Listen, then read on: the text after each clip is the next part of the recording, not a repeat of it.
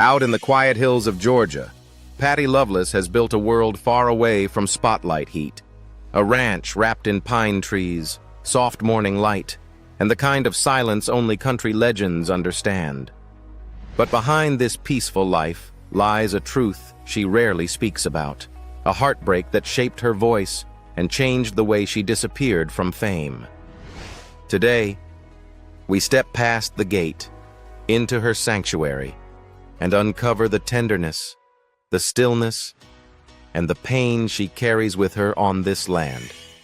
It starts in the coal hills of Pikeville, Kentucky, a place where the morning fog clings to tin rooftops and music rises from front porches like a second language.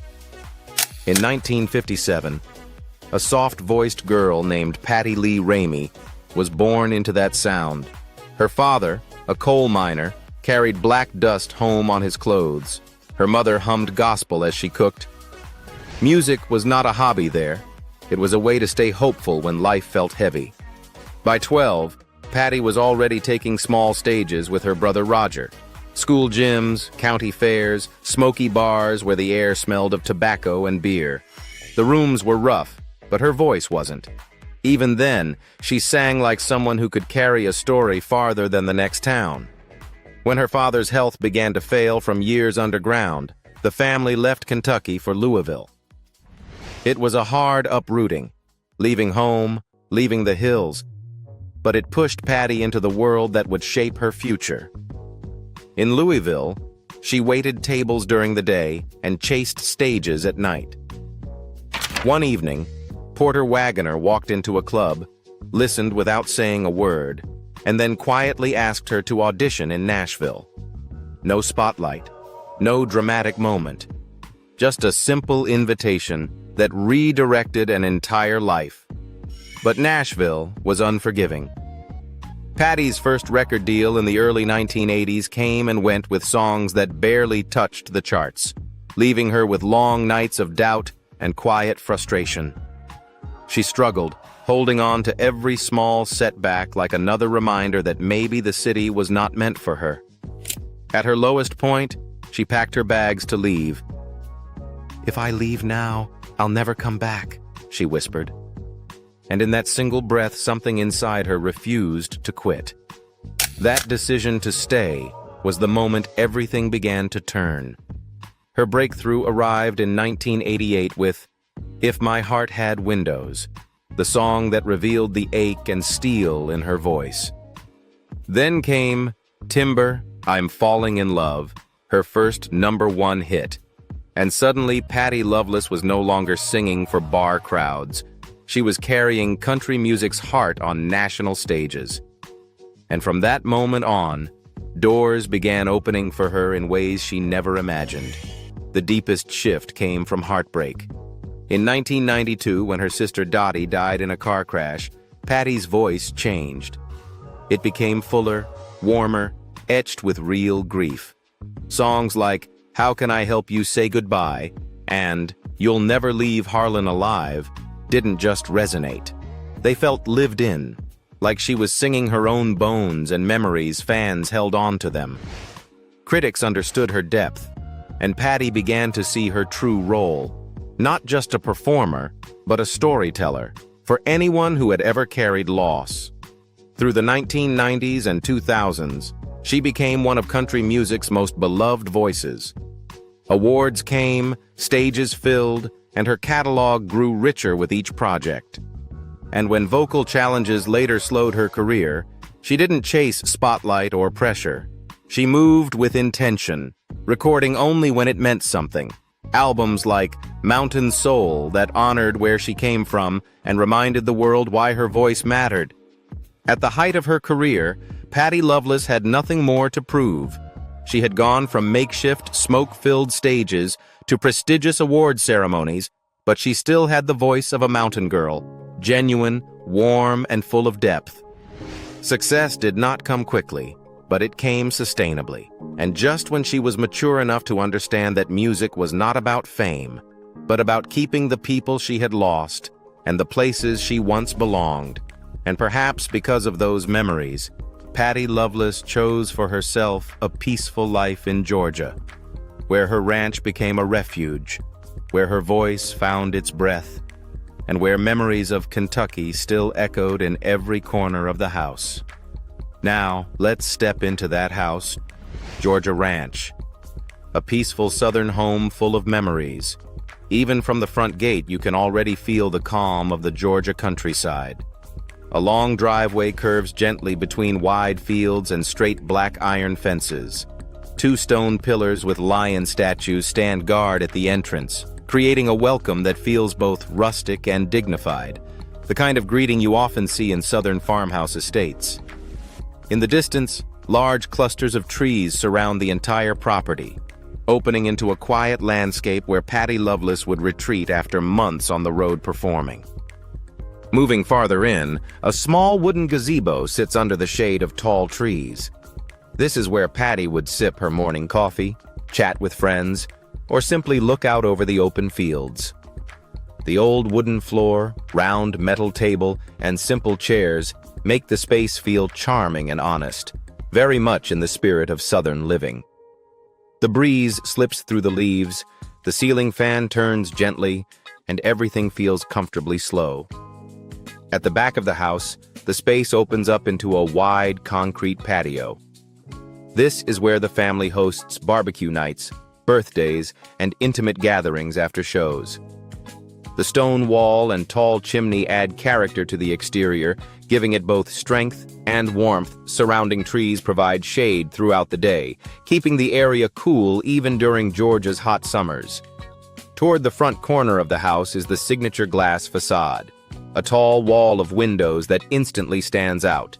It brings in a surge of natural light to the living room and makes the house feel open and connected to nature. Neatly trimmed shrubs line the base of the windows, keeping the exterior fresh and inviting. Stepping inside, the main living room opens wide with a high vaulted ceiling, exposed wooden beams, and long rows of windows looking out to the yard. Warm brown floors, dark leather chairs, and hunting memorabilia on the wall create a rustic, southern atmosphere. The kind of space where Patty once sat with her guitar, practicing songs that later became country hits. From the living room, you enter the spacious kitchen and dining area. The entire kitchen follows a modern farmhouse style. White cabinets, dark countertops, stacked stone backsplash, built-in oven, and a large center island. Soft yellow lighting and the deep red-brown wooden floor make the whole room feel warm and welcoming. This is where Patty would prepare smoked meat and family dishes every holiday season. Moving into the primary bedroom, the space expands dramatically. High ceilings, natural light, and gray lavender walls create a calming, elegant atmosphere.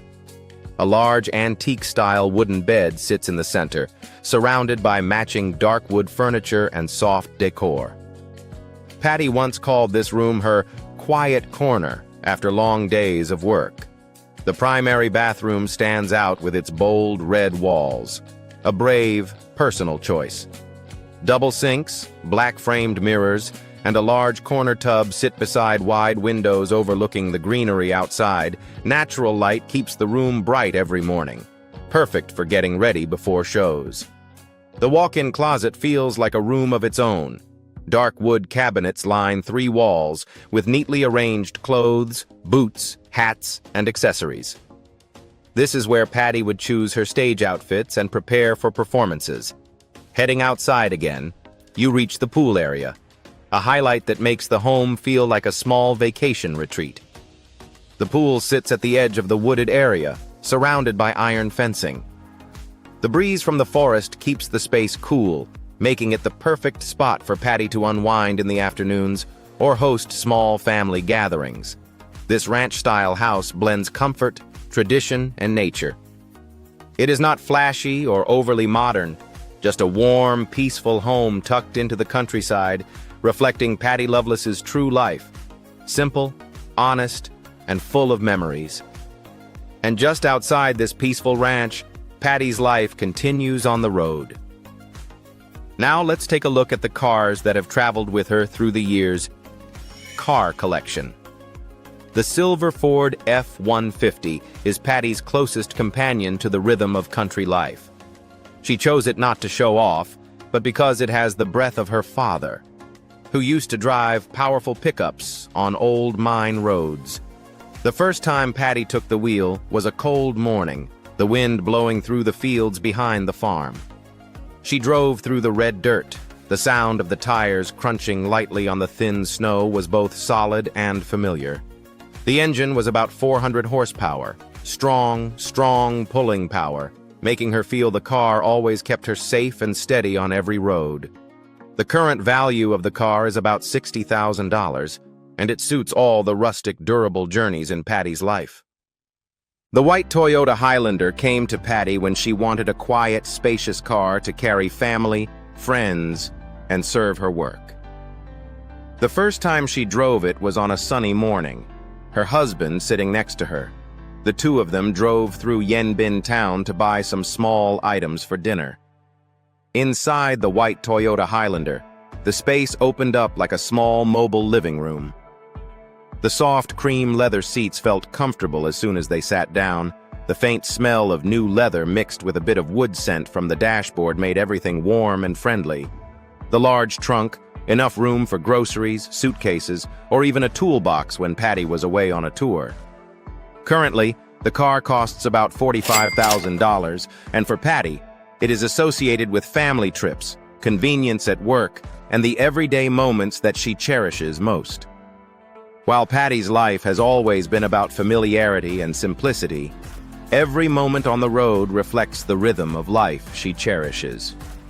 Now we move on to the assets section, where we can clearly see everything she has built through years of steady effort and resilience. Income and net worth. Patty Loveless's financial story doesn't start small. It starts with $14 million, a fortune she quietly built over a lifetime of dusty stages, long nights, and heart-wrenching songs. That number looks neat on paper, but behind it lies a journey of hardship, heartbreak, and a voice that never let her give up. It all circles back to the years when her career exploded with hits like Timber, I'm Falling in Love, Chains, and Blame It on Your Heart. These songs did more than climb the charts. They became the backbone of the contracts that funded her life. Each album cycle meant a check that felt bigger than the last, but there is one memory she always carries: the day a record executive placed the first real contract in front of her. The room smelled of coffee and printer ink, her hands were shaking, and for the first time she realized music could keep her family safe. Her touring income is the part she remembers with the most emotion. Live shows were her lifeline. Loud crowds, long roads, the hum of the bus as she leaned her head against the window. The paychecks were steady, but the real wealth came from the night she stepped onto a Grand Ole Opry stage to fill in for a missing performer. The applause wrapped around her like a promise. If she kept going, she would never be overlooked again. Years later, when she officially became a member of the Grand Ole Opry in 1988, her appearance fees and touring value rose overnight. Royalties became the quiet money, the kind that arrives long after the lights go out. Every time one of her 40 charting singles spun on the radio, a little bit of income followed behind it. She once joked that Chains paid for more repairs on her Georgia ranch than she cared to admit. But those checks mattered, especially during the years she stepped back from touring and let her catalog work for her. Her awards, too, played a role. Grammys, Country Music Association trophies, American Music Awards. Each recognition lifted her market value, bumped her contract offers, and kept her in demand. She did not chase fame, but fame rewarded her anyway. Secondary income came quietly.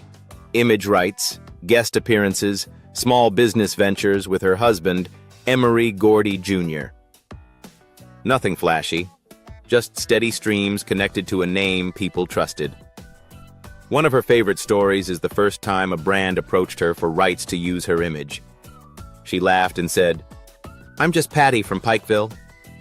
But she still signed the deal. That single signature paid for the renovation of her sunroom. the one where she drinks morning coffee now. Ultimately, what Patty Loveless has built is more than just a number. It is the mark of a lifetime on stage, of a lasting voice, and of a journey she paved with her heart and her voice. But what defines her most is not what she achieves, but what she gives back, where her success becomes gentler and more generous. Let's take a look at her philanthropy. Philanthropy. Her earliest and most personal effort was supporting lung disease research, a cause tied to her own father's years in the mines. Patty helped raise around $200,000 through benefit concerts and charity auctions, often singing stripped-down acoustic versions of her songs to remind people why the cause mattered. She later turned her heart toward children's hospitals in Tennessee and Georgia, donating roughly $100,000 and helping organize toy drives during the holidays. Patty always made time to visit the kids. No cameras, no stage lights, just quiet rooms filled with beeping machines and hopeful drawings taped to the walls.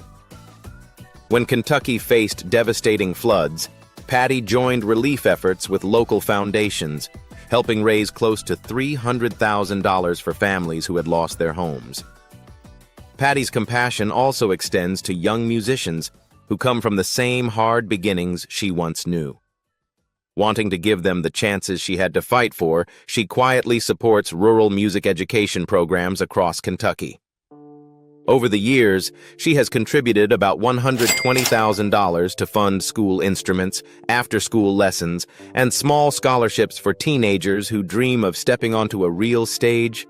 Everything she does comes from memory, from a difficult childhood, and a heart that always remembers where she came from.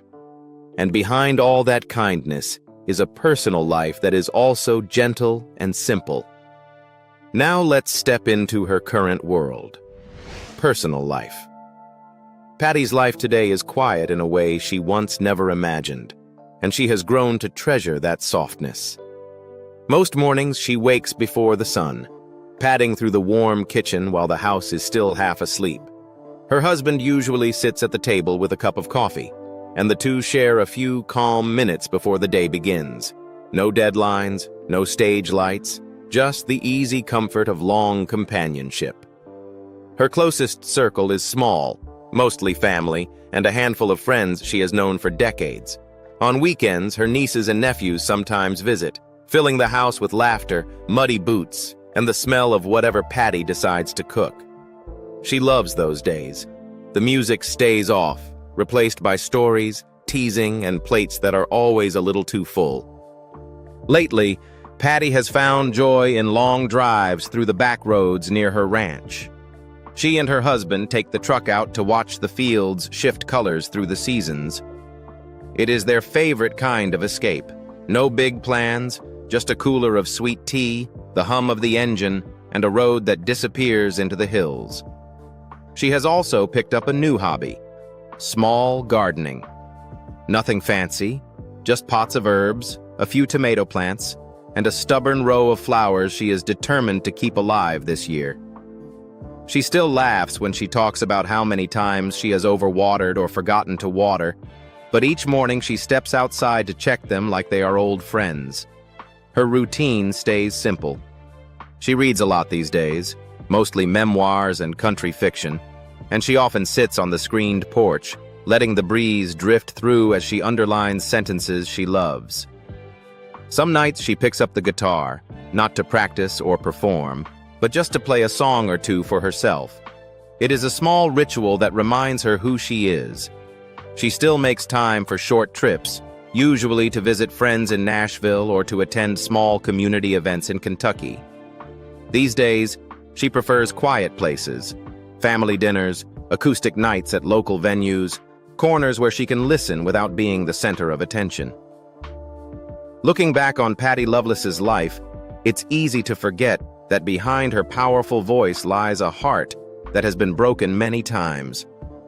But it's those things that make her beautiful, an artist who sings from real experience, lives with real peace, and uses music as a way to heal herself and those who listen.